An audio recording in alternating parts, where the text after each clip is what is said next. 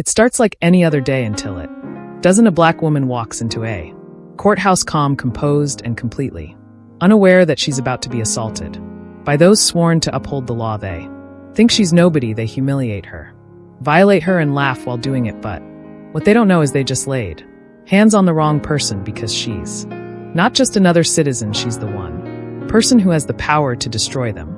Legally, what follows is a storm of justice, exposure, and a courtroom twist that flips everything on its head. Stick around, you're not ready for what's coming. And hey, tell us where you're watching from and what time. Drop it in the comments below. It was just after 8 a.m. when Celeste Monroe stepped out of her silver Buick and walked up the stone steps of the Charleston Federal Courthouse. The sun was rising slowly behind the old Spanish moss trees, casting long shadows on the steps. She adjusted the collar of her navy blue blazer, squared her shoulders, and clutched a slim leather portfolio in one hand. Her heels clicked softly against the concrete, each step a quiet declaration. She didn't wear her judicial robe outside the courtroom. She never did. She preferred to enter buildings like a citizen, quiet, composed, observant. But that day she wasn't greeted as a judge. She wasn't even seen as someone with authority. She was just another black woman walking into a place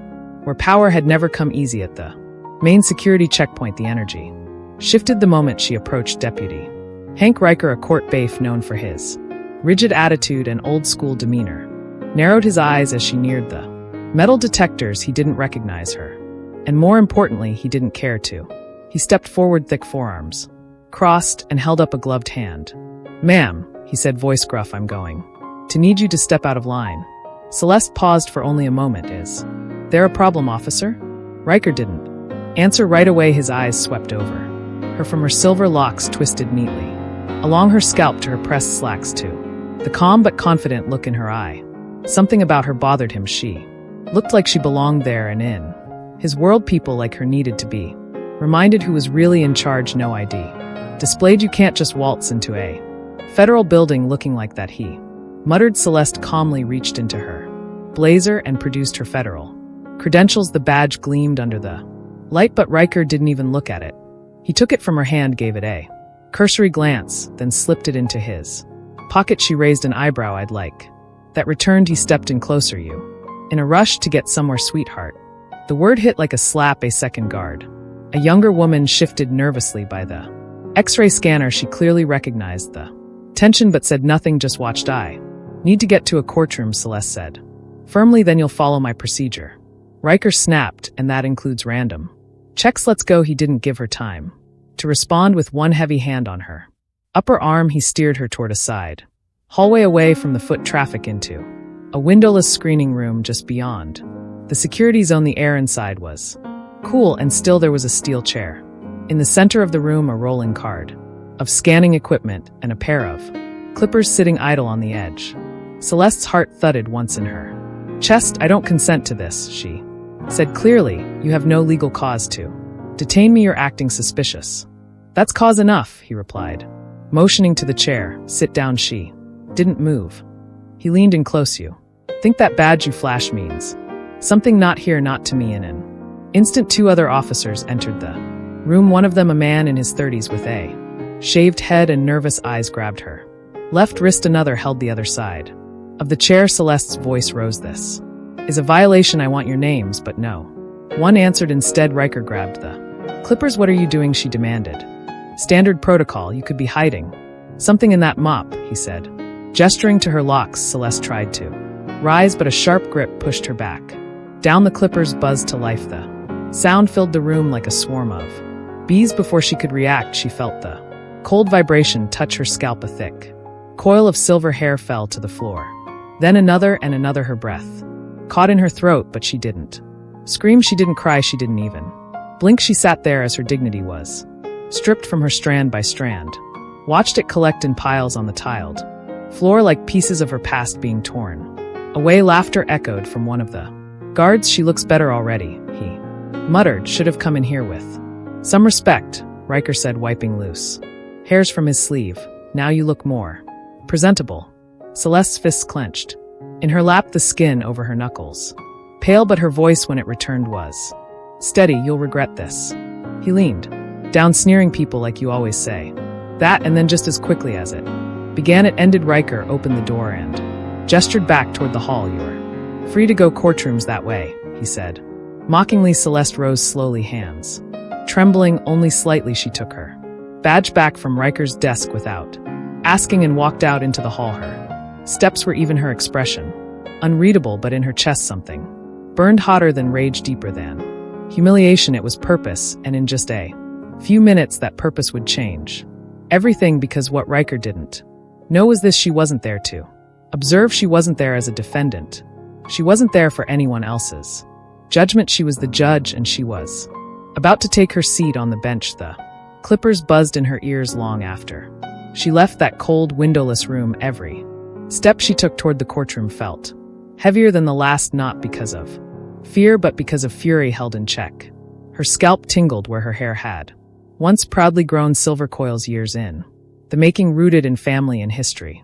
In identity now gone, uneven tufts were all that remained. The silence in the hall felt suffocating. Celeste passed two clerks who looked at her, then quickly looked away. They had heard, maybe they had even seen, but not one of them had spoken up. She didn't stop walking. She wouldn't give them the satisfaction of seeing her break down the corridor. A low hum of voices filtered from the courtroom double doors. It was a high-profile morning, a police misconduct hearing, several officers involved in a brutal incident during a protest last year. National attention, heavy press.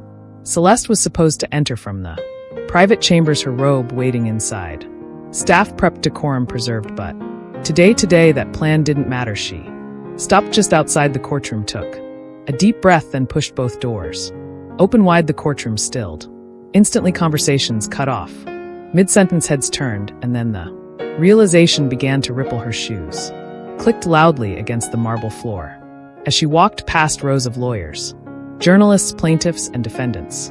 Some stared in confusion, others in disbelief. At the front behind the judge's bench, her chair sat empty, waiting, and then it hit them. The woman they had watched be escorted through the hall like a suspect, the woman whose scalp bore the evidence of brutality, was not a victim of circumstance. She was the judge. Celeste stepped behind the bench and turned slowly to face the courtroom.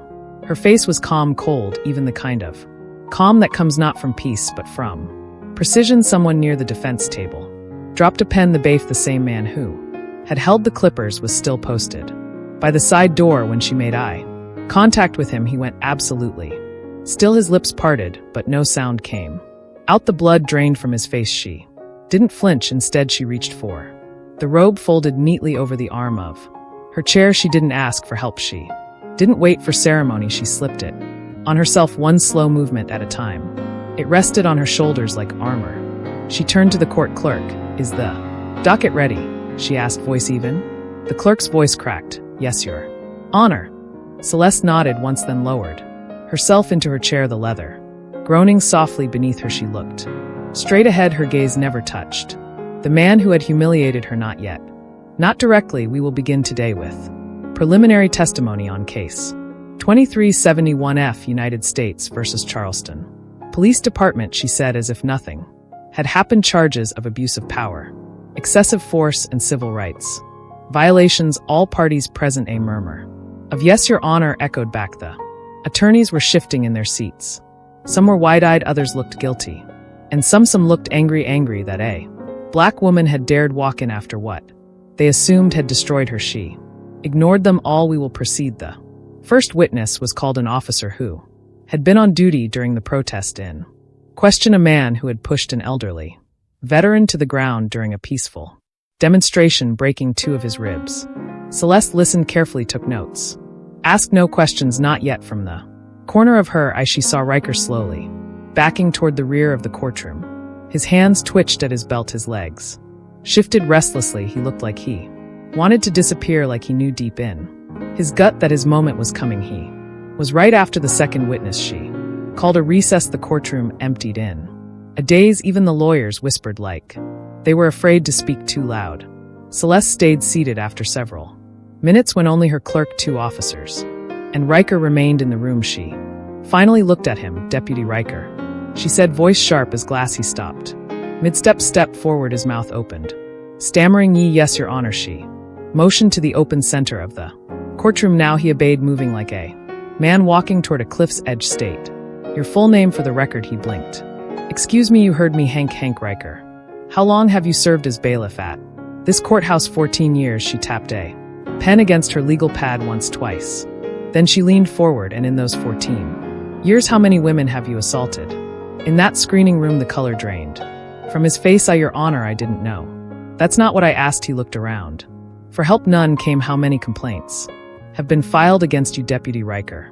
I'm not sure. Celeste's voice rose not in volume but in precision. 12 formal complaints, all buried, all dismissed because you hid behind procedure and protocol. His mouth trembled. I didn't know who you were, I thought, and that's the problem, isn't it? She snapped, her voice cracking the stillness. You thought I was no one, just another black woman you could bully, shave, humiliate for sport. The room was dead silent. You didn't even bother to ask for my name. Riker tried to speak, but no sound came. Celeste rose from the bench. Because of you, this courthouse, this supposed temple of justice, has been stained. Because of your actions, the sanctity of this court is now under question, and because you assaulted a federal judge in her own courthouse, you are now the subject of a criminal investigation effective immediately. She turned to the officers standing by the exit. Escort Deputy Riker into custody, separate from general population. Formal charges to follow. The officers moved quickly, cuffs already in hand. No, wait, Riker shouted. You can't do this. But he was wrong. She already had the courtroom. Didn't feel like a courtroom anymore, not after what had just happened. Deputy Hank Riker, once a fixture of control and intimidation in that courthouse, was now gone. Escorted out in cuffs by two silent officers. His badge surrendered, his power stripped, but the aftershock still lingered. It was in the silence, in the way the ceiling fans hummed a little too loudly, in the sidelong glances shared between staff who had known for years and said nothing. Celeste Monroe sat back in her chair, fingers laced together over the bench, her robe now draped over her like steel. There was no going back to the way things were before, and truthfully she didn't want to, because something had shifted, not just inside her but inside the entire room. Her clerk entered, quietly holding a fresh stack of notes. Your Honor, she said cautiously, the next set of witnesses are being prepped.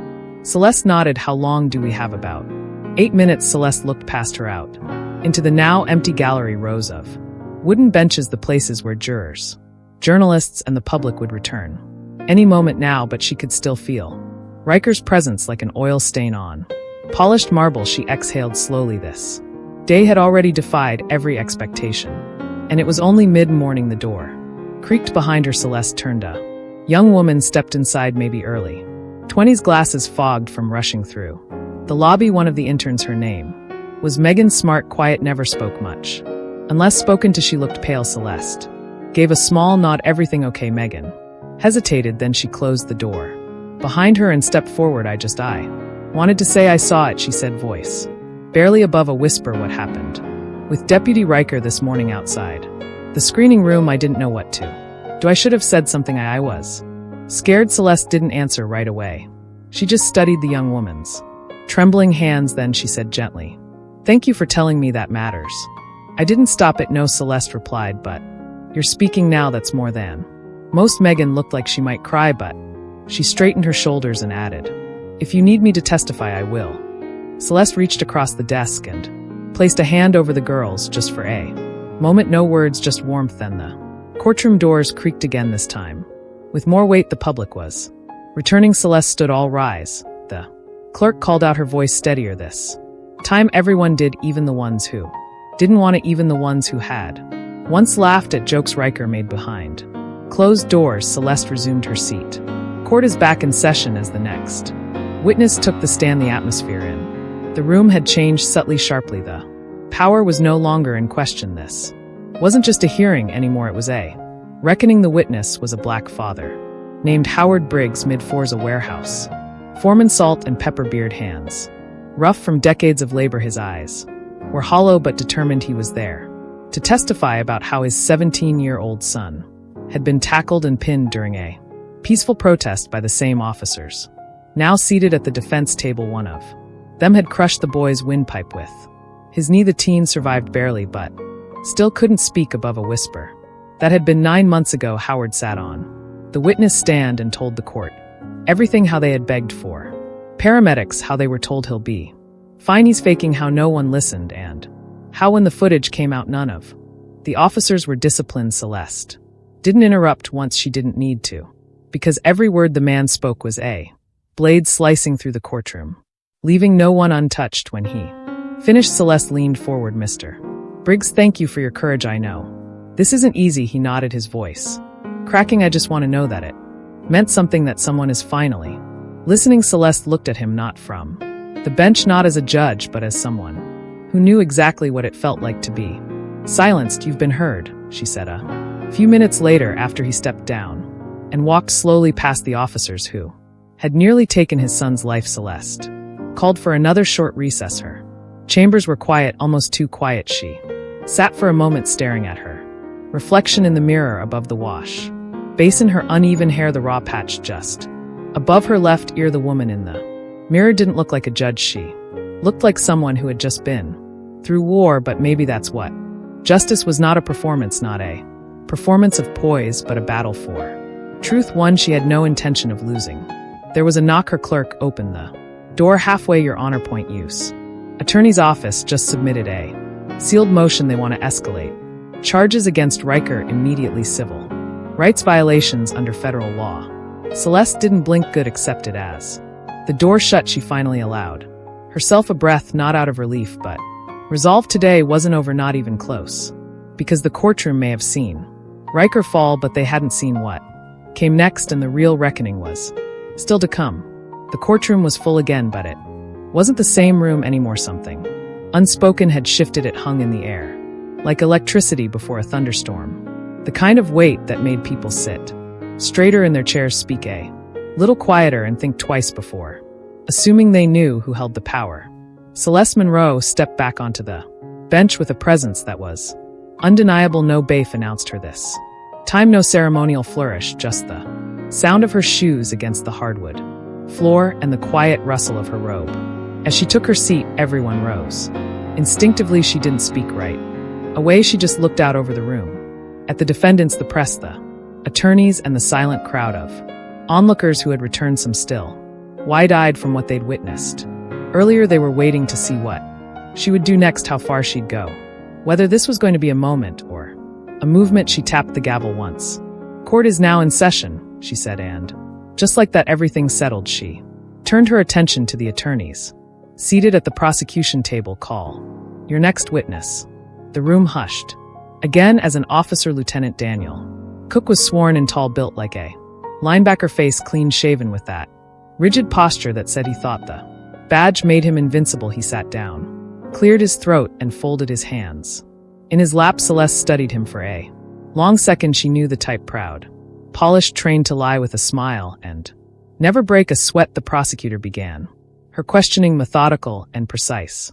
Lieutenant Cook, you were present at the demonstration on May 14th of last year, correct? Yes, ma'am. And during that time, you oversaw a team of 7 officers? Yes, that's correct. Did you personally authorize the use of force against protesters? Cook leaned forward slightly, speaking into the mic like he was giving a press briefing. I authorized non-lethal crowd control measures after protesters became aggressive. There was yelling, pushing. Some were armed with bottles and rocks. Any injuries reported from your team? No, ma'am. And the injuries sustained by protesters? Minor, mostly bruises. Celeste's voice cut through before the prosecutor could move on. Lieutenant Cook, he turned toward her. Yes, Your Honor. Do you consider a crushed trachea to be a minor injury? The question hung in the air. I well, no, ma'am, of course not. Celeste leaned forward slightly. Then why did your official incident report describe it as a soft tissue trauma consistent with resistance? Cook hesitated. That standard language. It was based on initial impressions from whom he shifted in his seat. I believe it was Officer Valdez who filled out that section. Celeste kept her gaze locked on him. And did you review and approve that language? A pause, then. Yes, Your Honor, knowing that the victim was 17 years old and unarmed. Cook opened his mouth, closed it, then finally answered yes. Her tone never wavered. Do you believe justice was served that day? Silence. I believe we followed protocol. She sat back in her chair. That wasn't the question. Cook cleared his throat again. With respect, Your Honor, I Can't answer that, that's not my role. Celeste nodded slowly. No, it's mine. She turned to the prosecution. You may proceed. The rest of the testimony was dry, clinical, but every word landed like a blow. It wasn't just the facts, it was the way they tried to make them sound normal, acceptable, routine. When the recess was called again, the gallery buzzed with whispers, reporters typing furiously, advocates taking notes. A woman near the back clutched her chest, silently mouthing, "Thank you." When Celeste walked past in her chambers, she took off her robe and hung it carefully. Then she stared at it for a moment, longer than usual, the way it looked on the hanger, so plain, so harmless, and yet outside that room that robe carried weight. It changed everything. When she wore it, people stood, they listened, they feared her power. But just 2 hours earlier, wearing the same face, the same heart, the same dignity, without the robe, she was assaulted and stripped like she didn't matter. That contradiction lived in her bones. Now it burned behind her eyes and echoed in her pulse. There was a knock. Your Honor, it was her clerk again. There's someone asking to speak with you. From the DOJ, they said it's urgent. Celeste straightened. Send them in. A man in a gray suit stepped through the door.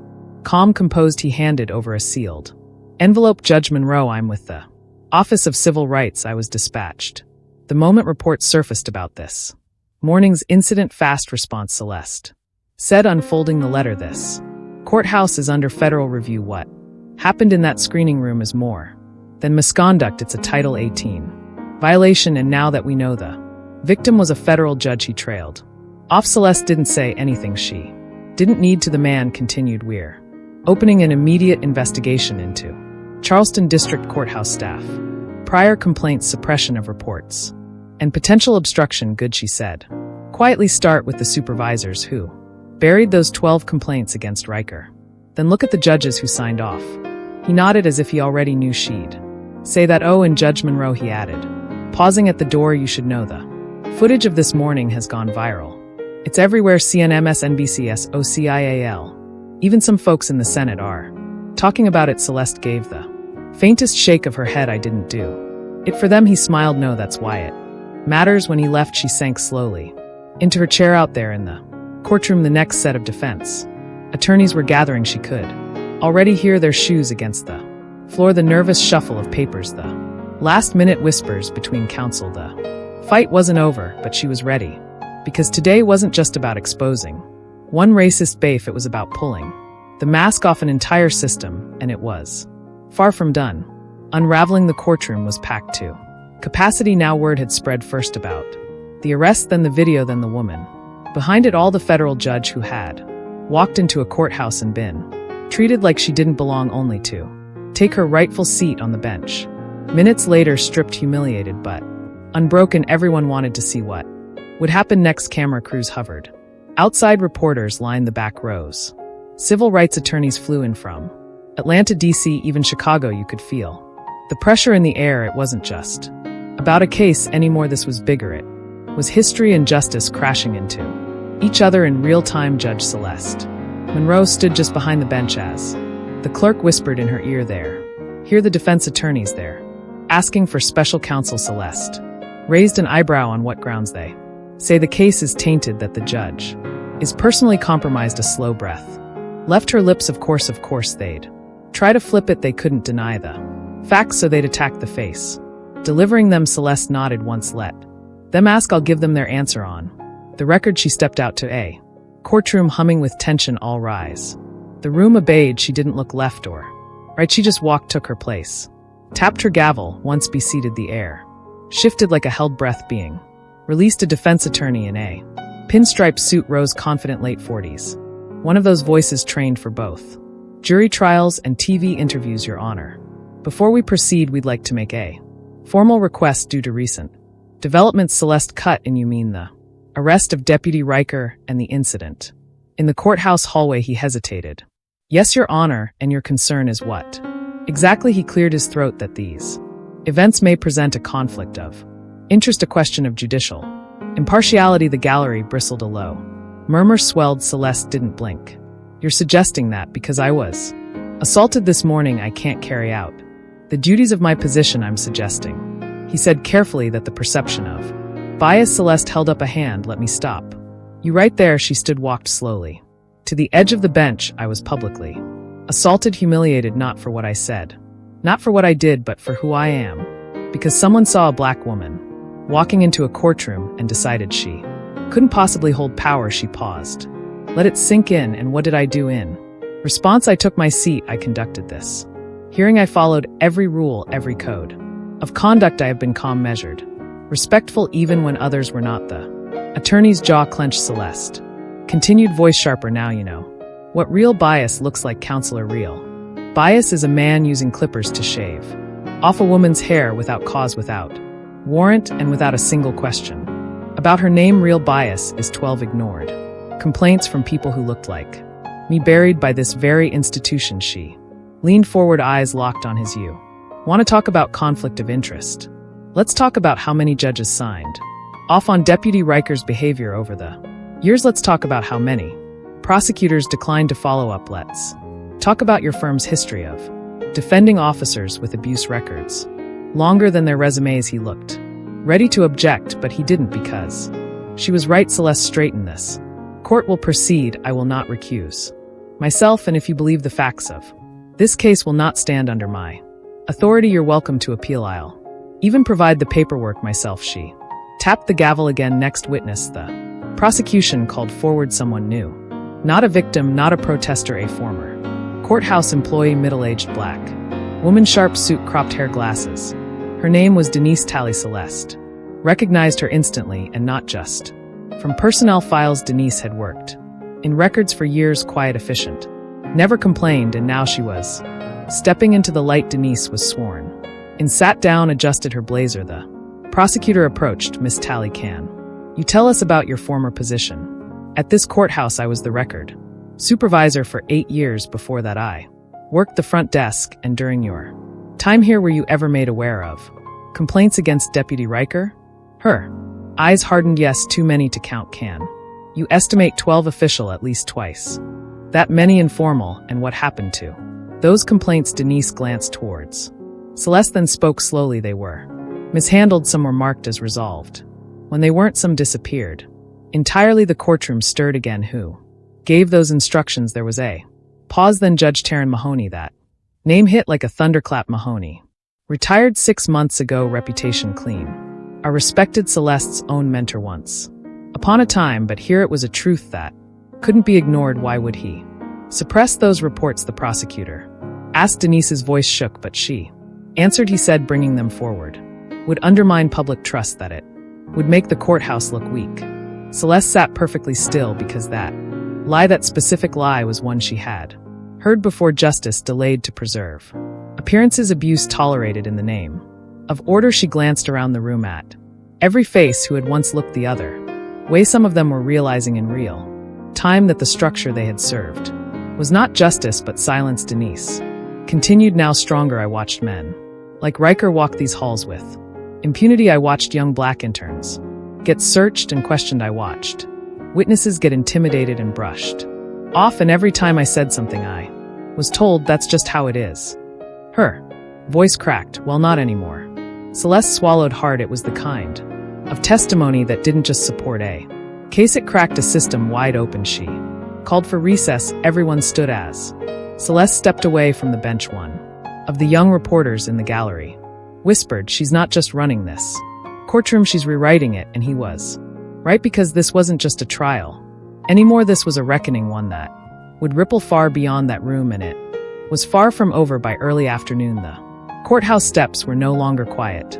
What started as a few reporters with cameras had turned into a full crowd of protesters, community leaders, and citizens, black, white, old, young, some holding signs, others just standing, watching. It wasn't chaos, it was something heavier than that, focused, waiting. And inside, Celeste Monroe sat at her desk, looking out the window of her chambers at the growing sea of faces. She could read the signs from where she was. Justice starts now. Protect black women. 12 complaints, 0 accountability. She closed her eyes for a moment, not to escape, but to feel it all fully. The noise, the pressure, the truth rising to the surface after years of being buried under red tape and silence. There was another knock on her door. This time it was her clerk, but behind her stood a man Celeste hadn't seen in almost a decade.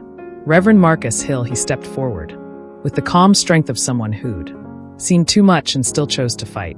His gray beard had grown in fully since. The last time she'd seen him, his eyes were tired but kind. Judge Monroe, he said. Reverend, she replied, rising. I won't take up much of your time, just wanted you to know we're out there, we see what you're doing, and we're with you. She nodded, swallowing the sudden emotion pressing at the back of her throat. He handed her a folded piece of paper. Some of these people outside, they were victims too of Riker, of others like him. They were never called into court, never heard, but they're ready now if you want their stories, they're ready to talk. She unfolded the list, names, phone numbers, handwritten notes. It was longer than she expected. How many of these are new complaints, she asked. Most. Some go back years, some were afraid, some were told it wasn't worth it. Celeste looked up. They were wrong. It is worth it now. Marcus smiled faintly. It is because of you. She didn't reply, but her silence was louder than words. When he left, she stared down at the list again. These weren't just names, these were the people this courthouse had ignored, who had been brushed off, laughed at, written off, but not anymore. Back in the courtroom, the gallery had doubled. Word of Denise Thowley's testimony had spread like wildfire. Reporters had started live streaming. People outside were now watching on their phones through courthouse windows, huddled together in the October sun. The energy had changed when Celeste walked in. The room stood again, but this time it felt different. Not just out of tradition, not just for her title, but for what she represented. Now she tapped the gavel. Once we're ready to proceed. The next witness was unexpected. The U.S. Marshal's office had sent someone not to investigate, but to testify. His name was Andrew Taylor Black.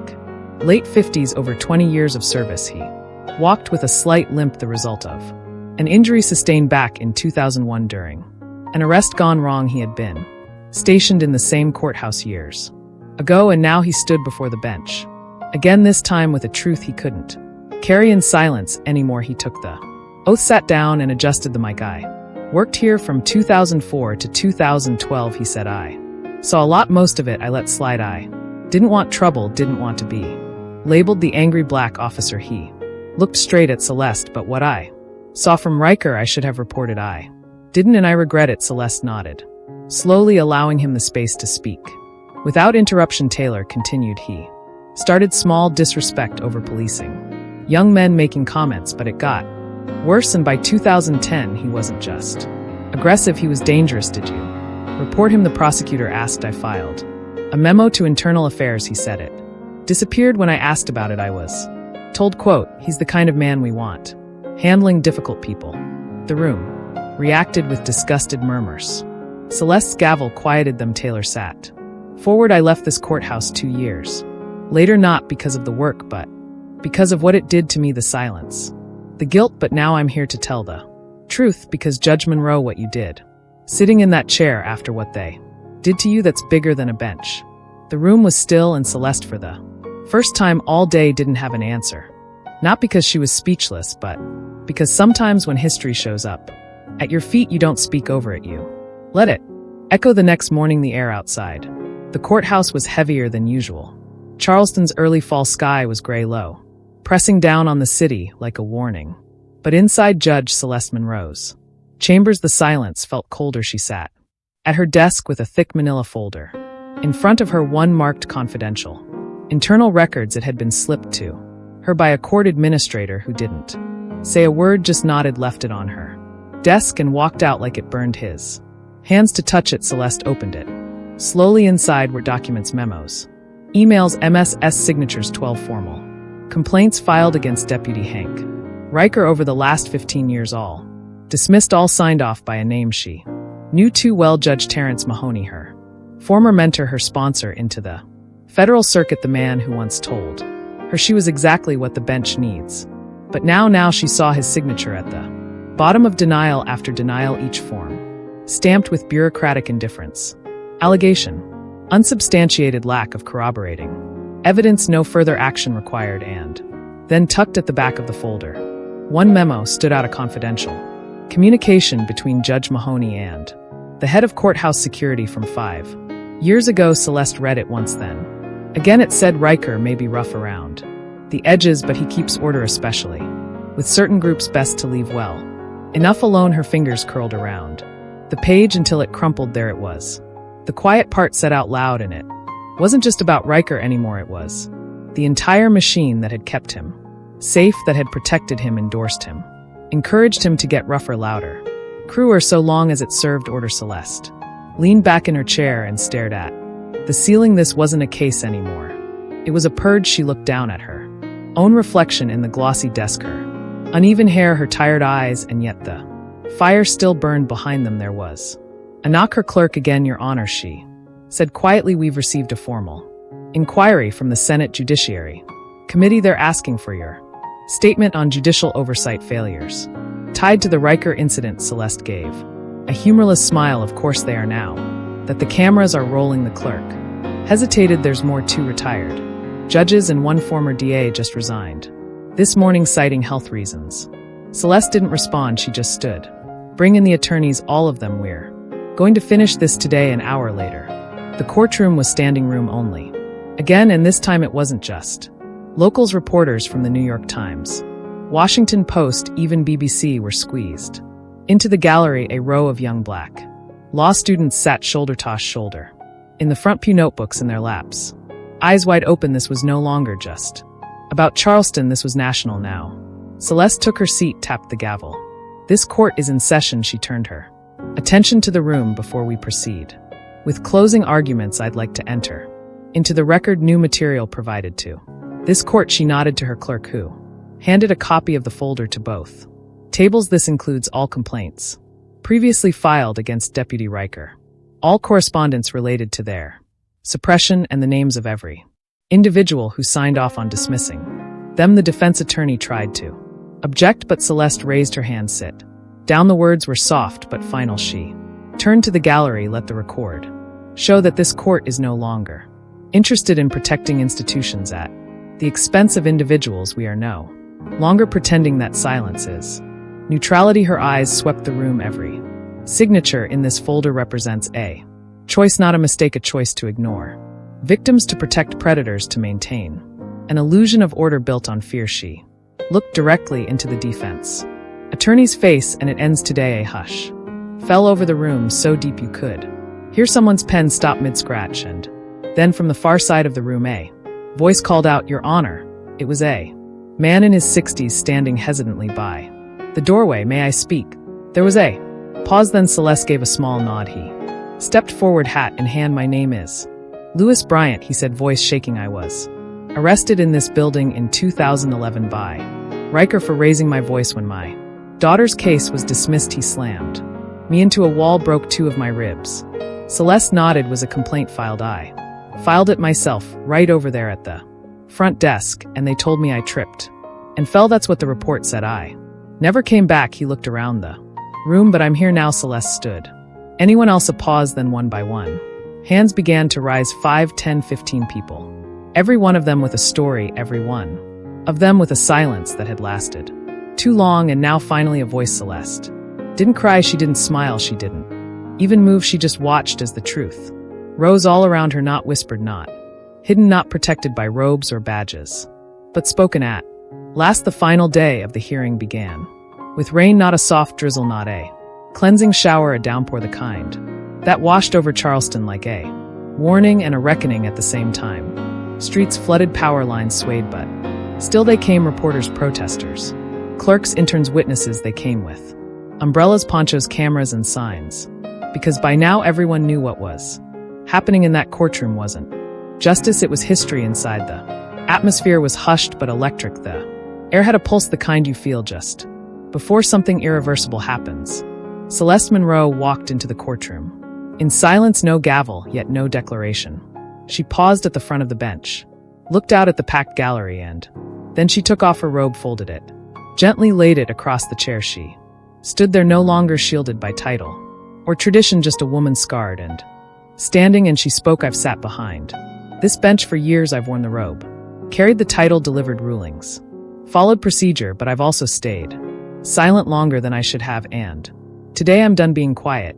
She glanced to the defense table, to the prosecution, then to the courtroom full of citizens who had once been silenced, ignored, cast aside. This court finds Deputy Hank Riker guilty of abuse of power, violation of civil rights, and official misconduct, but It doesn't stop there, she stepped. Forward, this court also recommends immediate review of every complaint ever filed under his name and formal investigation into any official who suppressed them. She turned to the court. Reporter put that on the record. There was no applause, only silence, the kind of silence that follows a bomb dropping. Then slowly she reached for a folder. Beneath the desk, one that hadn't been opened yet. She held it up for everyone to see. This, she said, is a policy proposal effective immediately. I am instituting a mandate for all bailiffs, marshals, and courthouse personnel under this jurisdiction. Her voice never wavered. It's called the Monroe Mandate. A few heads lifted at the name. It requires comprehensive antibiotic training, psychological screening, regular evaluations, and a zero-tolerance policy for discriminatory behavior inside federal courthouses. She held it in the air. And I will take this to the circuit, to the judiciary, to the Senate if I have to. Because what happened to me should have never happened to anyone, and I'm going to make damn sure it never happens again. There was movement in the gallery now. Small nods, silent tears, hands gripping one another in stunned solidarity. She continued, I want to make something very clear. This was never about revenge. It's about responsibility, accountability, about looking this broken system in the eye and saying, not anymore. She turned to the defense and to those who allowed this man to operate without consequence for over a decade. Consider yourselves on notice. She tapped the folder again. I will be forwarding recommendations for disbarment, formal review, and possible charges to the Department of Justice for every official who played a role in burying the truth. The courtroom didn't move, couldn't move. Then Celeste looked up just past the benches toward the tall, arched window behind the gallery. The storm was still raging outside, but light was beginning to filter through a beam of sun breaking across the marble floor. She nodded once, as if accepting the timing. Before we conclude, there's one more piece of business. She looked to the side entrance. The officers opened the door, and Hank Riker walked in, still in cuffs, no longer in uniform, his face pale, hollow, broken in a way that had nothing to do with bruises or beatings. He was led to the front, stood beside his public defender. Celeste faced him, not with vengeance, but with fire. Mr. Riker, this court sentences you to the maximum allowable penalties under federal law: 6 years imprisonment for abuse of power, 5 years for civil rights violations, and an additional year for obstruction. She paused, but that's just the legal part. He didn't look up, and here's the human part. Now her voice dropped, calm but slicing. You spent your career deciding who was worthy of dignity and who wasn't. You thought the badge made you immune, that silence would shield you, that people like me would never hold the gavel. Her eyes locked onto his. Well, now you get to sit in the seat you made for others. No badge, no robe, just the weight of what you've done. She nodded to the officers. Take him away. As Riker was escorted out, the courtroom didn't clap, no one cheered. They just watched, because it wasn't about celebrating, it was about witnessing, and sometimes that's more powerful than applause. Celeste looked down at the file again. The Monroe Mandate. She closed it, lifted her robe from the bench, and spoke one final time. Court is adjourned. The courthouse emptied slowly, like a storm clearing, one drop at a time. People didn't rush out, they lingered. Quiet conversations, soft embraces. A few stopped to touch the banisters, the courtroom doors, as if grounding themselves to a place that had until now felt like a fortress too cold to ever. Ben. Celeste sat alone in her chambers.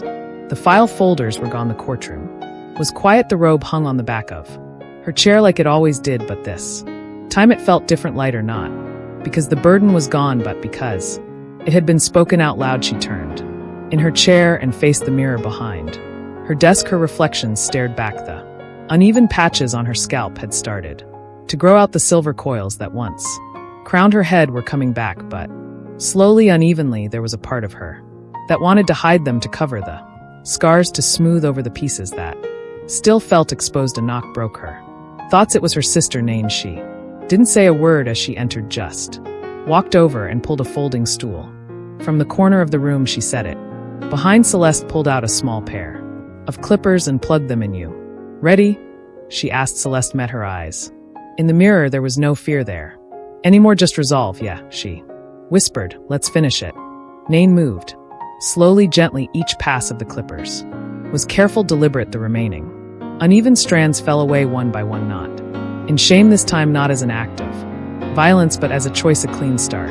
When Nadine was done, she handed Celeste a mirror. Celeste turned it over in her hand before finally looking. The reflection stared back, bold, bare, strong, and beautiful. You could rock that every damn day and still own every room you walk into, Nain said with a grin. Celeste didn't answer right away, just stared at herself. This is who I am now, she said softly. No, Nain corrected, this is who you've always been. Now the rest of the world just caught up. They both smiled. That night, Celeste walked out of the courthouse without a wig, no scarf, no hat, just her head held high and bare under the city lights. As she stepped onto the sidewalk, a small group of onlookers spotted her. There were no cameras this time, no reporters, just people. One woman, maybe in her 70s, brown-skinned with thick glasses, stepped forward and gently placed her hand on Celeste's arm. I never thought I'd live to see someone like you do what you just did, she said, voice trembling. Celeste took her hand. You did more than survive, you paved the road. Behind her, a teenager approached shyly.